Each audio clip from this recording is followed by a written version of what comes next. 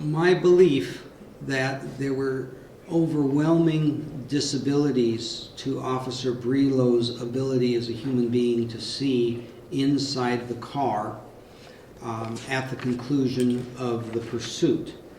And these would have been brought about by, number one, it was during hours of darkness, and number two, it was most assuredly darker even yet inside the car because of the presence of a solid roof, which blocks any overhead lighting that would have come in directly from the lighting fixtures. There was a veiling glare repetitively very, very close to his eyes from the light bars on both 238 and 217. His point of focus would have been, after looking at the windshield and getting sight picture, it would have been maintained on his sight picture as opposed to inside the cab. There were the contradial fractures in the glass in addition to the holes, and the reflection of the light, plus the light bar would be expected to be reflecting off the front surface of the windshield.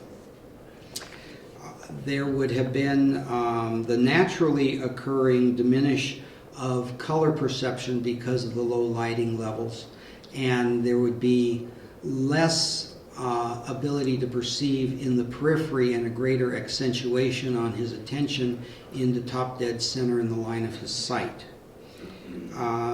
Plus there is, as he moved and or he perceived movement in the car, whether it be from the people inside the car or because the stroboscopic effect of the light bar.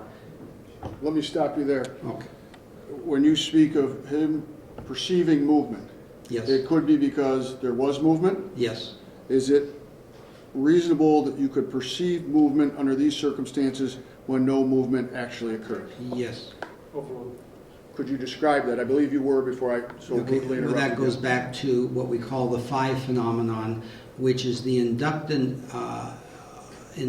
of the appearance of movement from consecutive lighting, such as what would be there in the light bar.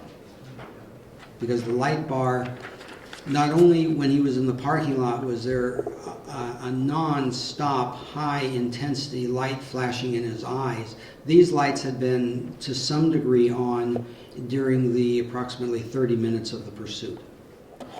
You are assuming that there was, in fact, an impediment to his vision, correct?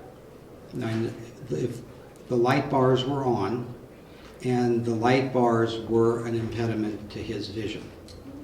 Depending on how he was and what his position would have been, correct?